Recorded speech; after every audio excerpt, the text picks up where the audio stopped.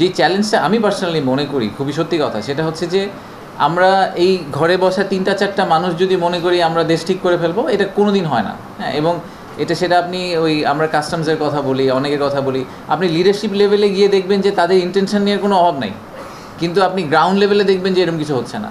তাই তো আমরা বলি যে প্রধান উপদেষ্টা তো অনেক কথা বলছেন যে উনি চান যে করাপশন কমপ্লিটলি বন্ধ হয়ে যায়, কিন্তু ওনার একার পক্ষে কিন্তু বা আমার একার পক্ষে করাপশন বন্ধ করা সম্ভব না। Entire society needs to change and operate. তো আমাদেরকে ছোট ছোট কিছু নাচ করে এটাকে ঠিক করতে হবে। তো আমি যেটা মনে করি যে আমার ধারণা যে যখন আমি আপনাকে সলিউশন বলছি না, বাট আমি বলছি যে যেই কারণে আমি আজকের প্রজেক্টটা নিয়ে ইন্টারেস্টেড এবং যেই কারণে আমি ভিজিট করতে এসেছি, সেটা হচ্ছে যে আমার ধারণা হচ্ছে যে যখন একটা ওয়ার্ল্ডের one of the best operators, port operator যখন বাংলাদেশে এসে অপারেট করা শুরু করবে, তখন তার নিজের রেপুটেশনের জন্য সে এগুলো বন্ধ করার চেষ্টা করা শুরু করবে। ঠিক আছে? সো ইকোসিস্টেমটা আস্তে আস্তে আস্তে আস্তে ইমপ্রুভ করবে। এটা ওভারনাইট ঠিক হবে না। আমাদের দেশকে অনেক বড় বড় দেশে করাপশন এখনও খুবই prevalent. I don't think getting away with that. But আমাদেরকে কিছু তো ফ্যাক্টর তৈরি করতে হবে, নতুন উপাদান যোগ করতে হবে এই কেমিস্ট্রির মধ্যে, যাতে আসলে করাপশনটা কমে আসে। তো আমার হিসাবে একটা ওয়েল রান মেশিন, যে ধরেন আমি যেটা বললাম যে পৃথিবীর 70টা দেশে যে পোর্ট অপারেট করে এসেছে, সে যখন বাংলাদেশে এসে অপারেট করার চেষ্টা করবে এবং দেখবে যে বিভিন্ন জায়গায় এরকম লিকেজ হচ্ছে, তখন সে হয়তো আইডেন্টিফাই করে ফিক্স করছে। সেও সব পারবে তা জানি না, কিন্তু আস্তে আস্তে আমরা ঠিক ডিরেকশনে যাব। বলে পিসিটির এই মানে এক্সপেকটেশনের চেয়ে কম পারফরমেন্সের জন্য কিন্তু একটা বড় দায়িত্ব আমাদের নিজেদের। আমি জানি না আপনি এই কাহিনীটা জানেন কি না, যে পিসিটির যে স্ক্যানার মেশিন থেকে শুরু করে বিভিন্ন কিছু যেটা আমাদের প্রোভাইড করার কথা, বাংলাদেশ সরকারের প্রোভাইড করার কথা, এটা আমরা ঠিকভাবে করতে পারিনি। তো ওনারা অনেক ধরনের প্রোডাক্ট আসলে পিসিটিতে ডকই করতে পারেন না, কারণ আমরা ওনাদেরকে যেগুলো প্রমিস করেছিলাম দিব সেগুলো দেওয়া হয়নি। সো এটা ইটস নট অনলি পিসিটিস রেসপন্সিবিলিটি যে 12%-এ ওনারা অপারেট করছেন। আর আমাদের পয়েন্ট অফ ভিউ থেকে তারপরেও আপনি যদি প্রোডাক্টিভিটি নাম্বারগুলো দেখেন যে পার টিইউ আমরা কত টাকা ইনকাম করছি সরকার হিসাবে, সেটা পিসিটির performance is actually very high. তো আগের সরকারের আমলের ওই কন্ট্রাক্টে ভুল ছিল কি না সেটা নিয়ে যদি আমরা এখন, যেহেতু পিসিটি টেকনিক্যালি ওরকম, আমরা যেরকম আমাদের পাওয়ারের কেসে বেশ কিছু কেস আছে যেগুলো খুবই আইডেন্টিফাইড ইস্যু, যেগুলো নিয়ে ফজল কবির স্যার কাজ করছেন, সেগুলো খুবই স্পেসিফিক ইস্যু, যেখানে there is very clear evidence যে কোনো ধরনের মিসহ্যান্ডলিং করা হয়েছে। এই ক্ষেত্রে কোনো ক্লিয়ার এভিডেন্স আমাদের কাছে নাই। এটাকে তদন্ত করে এটার পিছে যদি আমরা এখন সময় নষ্ট করার চেষ্টা করি, তাহলে যেটা হবে যে আমরা সামনের দিকে যেগুলো করা চাচ্ছি সেগুলো আর করতে পারবো না। এই জন্য আমাদের জেনারেল প্রেফারেন্স কিন্তু হচ্ছে সামনের দিকে এগিয়ে যাওয়ার চেষ্টা করা, আনলেস মনে হচ্ছে যে পিছের একটা কিছু এত বড় ভুল হয়ে গেছে যে এটাকে ঠিক করতে হবে। সো এই কারণে এই মুহূর্তের আমার আনসার হচ্ছে যে there is no plan to approve that contract. আর সামনে যেই কন্ট্রাক্টগুলো হবে সেই কন্ট্রাক্টগুলোর ক্ষেত্রে আমাদের ফিল্টারগুলো খুব ক্লিয়ার, সেটা হচ্ছে যে ন্যাশনাল ইন্টারেস্টকে সার্ভ করা। আমরা অবভিয়াসলি আমাদের গ্লোবাল যে বড় বড় কনসালটেন্ট আছেন, এডিবি, আইএফসি, যাদের সাথে আমরা খুব রেগুলারলি কাজ করি, তাদেরকে সাথে নিয়েই আমরা কাজগুলো করব, সো দ্যাট আমাদের গ্লোবাল এক্সপার্টিসটা আমাদের সাথে থাকে।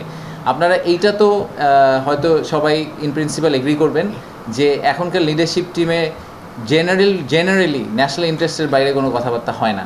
তো আমরা কাউন্টার পার্টি, সেটা ডিপি ওয়ার্ল্ড হোক, পিএসএ হোক বা রেড সি গেটওয়ে হোক, যেই হোক, আমরা আমাদের পজিশনটাকে খুব ক্লিয়ার করে দিয়েছি ওনাদের কাছে, যে আমাদের যেই এক্সিস্টিং ওয়ার্কার আছে তাদের রাইটটাকে অ্যাবসলিউটলি এনশিওর করতে হবে। তাদেরকে এনশিওর করতে হবে যে তাদের যথেষ্ট পরিমাণ স্কিল ট্রান্সফারের যে ব্যবস্থাটা, ওনারা আমাদের করে দেবেন। ওনারা ট্রেনিং ইনস্টিটিউট করতে পারেন, হুইচ এভার ফর্ম, ওনাদেরকে মেক শিওর করতে হবে যে ওনারা স্কিলটা যাতে ট্রান্সফার করতে পারেন, আমাদের নিজেদের ওয়ার্কফোর্স যাতে ওভাবে তৈরি হয়ে যায়। এই প্রিন্সিপালগুলোকে মাথায় রেখে আমরা সামনের দিকে এগিয়ে যাওয়ার চেষ্টা করছি, এবং আমাদের এক্সপেকটেশন হচ্ছে যে ওনারা যেই কোয়ালিটির পোর্ট ডেলিভার করেন পৃথিবীর অন্য যে কোনো বেস্ট পোর্টগুলোতে, সেই সেম কোয়ালিটির পোর্ট ওনাদেরকে এখানে ডেলিভার করতে হবে। অ্যাম্বিশনের তো কোনো শেষ নেই।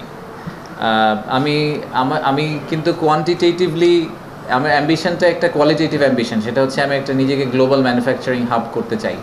তো কবে আমরা নিজেকে গ্লোবাল ম্যানুফ্যাকচারিং হাব বলতে পারবো, এটার জন্য আমার ইনিশিয়াল অ্যাম্বিশন টার্গেট হচ্ছে যে 10 বছরের মধ্যে, হ্যাঁ আমরা বলেছি 2035-এর মধ্যে। বাট আমি পোর্টের জার্নিটার কথা যদি চিন্তা করি, পোর্টের জার্নিটার অ্যাম্বিশন কিন্তু আমাদের নেক্সট 5 to 7 ইয়ার্সের মধ্যে আমাদের এটা ক্লোজ করে ফেলা উচিত। আমাদের 2025-এ বসে আছি, 2030-31 নাগাদ আমাদের এই বে টার্মিনাল, মানে চিটাগংয়ের যেই কয়টা পোর্ট আছে সবগুলো port pretty much fully activated হয়ে যাওয়ার কথা। সো আমরা যে 7+ মিলিয়ন টিইউর কথা বলছি, সেই ক্যাপাসিটিটা আমাদের 30-31 নাগাদ হয়ে যাওয়ার কথা। এখন তার পাশাপাশি যখন ইকোনমিক জোনগুলো যদি টাইমলি ডেভেলপ হতে থাকে, তাহলে আপনারা মানে একটা মার্ক চেঞ্জ দেখতে পাবেন within next 3 to 5 years। But নিজেদেরকে স্টাবলিশ করতে তো আরও অনেক সময় লাগে, কারণ নিজেদেরকে স্টাবলিশ করার জন্য আপনাকে ওই কোয়ালিটির পারফরমেন্স কনস্ট্যান্টলি দিতে পারতে হবে। আপনি যখন বলবেন, আপনি যখন প্রোডাক্ট প্রডিউস করবেন এবং প্রডিউস করবেন কনসিস্টেন্টলি, তখন আপনাকে 3 থেকে 5 বছর পরে হয়তো লোকজন বলা শুরু করবে। আপনার মনে আছে কিনা জানি না, 1990s দিকে চাইনিজ প্রোডাক্টকে আমরা বলতাম যে কোয়ালিটি খারাপ, ভালো না, কেউ কিনবে না। চাইনিজকে অলমোস্ট এভাবে একটা সিনোনিমাস ইউজ করা হতো না। এখন কিন্তু জিনিসটা কমপ্লিটলি উল্টে গেছে, বাট এই উল্টা তো ওভারনাইট হয় না, এটা আস্তে আস্তে হয়ে এসেছে। So we have to go through the same journey at some point.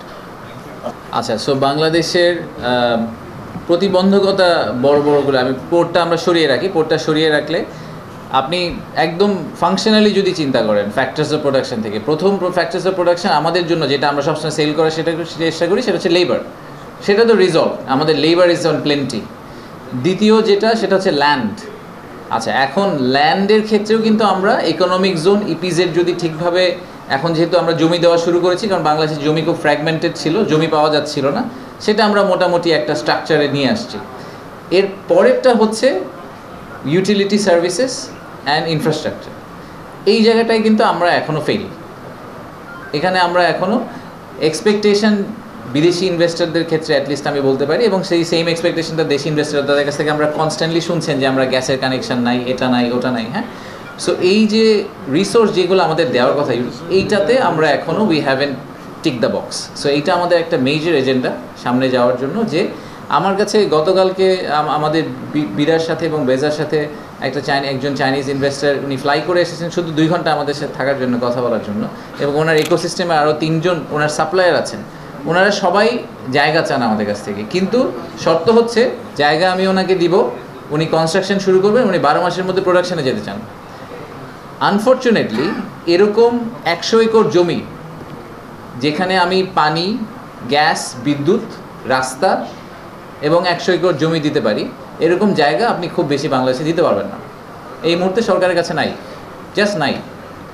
So how মানে disappointing and unfortunate is it যে আমার কাছে একজন ইনভেস্টার আসছে, কিন্তু তাকে আমরা একটা লোকেশন দিতে পারছি না। সো চ্যালেঞ্জ কি দেখছি, এটা হচ্ছে আমার একটা দেখা বড় চ্যালেঞ্জ। আরেকটা হচ্ছে যে সরকার কিন্তু সব ইনভেস্টারের কাছে একটা ব্ল্যাক বক্সের মতো, সব বুঝতে পারে না যে এই ব্ল্যাক বক্স কীভাবে অপারেট করে, ব্ল্যাক বক্সে হাত ঢুকালে হাত থেকে কী, হাতের সাথে কী বের হয়ে আসবে। সো পলিসি কন্টিনিউটির কোয়েশ্চেন আপনি করছেন, আমাদের পাবলিক সার্ভিসের কোয়ালিটি এবং করাপশন, এই সবগুলো ইস্যুই কিন্তু মোস্টলি দেখেন আপনারা যে কমপ্লেনগুলো করলেন তার একটা বড় অংশ হচ্ছে গভর্নমেন্টের সাথে, ইন্টার গভর্নমেন্টের public service related corruption complaints. তো এই জায়গাটাতে এখনও কাজ করার মানে আনলিমিটেড অ্যামাউন্ট অফ কাজ করা বাকি আছে। সো আপনি যদি মেইন 2টা চ্যালেঞ্জ বলেন, আমি মনে করি সরকারের একটা হচ্ছে যে সরকারের যে ব্ল্যাক বক্স, এই ব্ল্যাক বক্সটাকে আমরা কতটুকু ট্রান্সপারেন্ট করতে পারি, এটা আমার একটা বড় চ্যালেঞ্জ। আর একটা বড় চ্যালেঞ্জ হচ্ছে যে ল্যান্ডটা সলভ হয়েছে, কিন্তু সাথে ইউটিলিটির পার্টটা আমরা আসলে এখনও রিজলভ করতে পারিনি, এটা আমাদেরকে আসলে রিজলভ করতে পারতে হবে।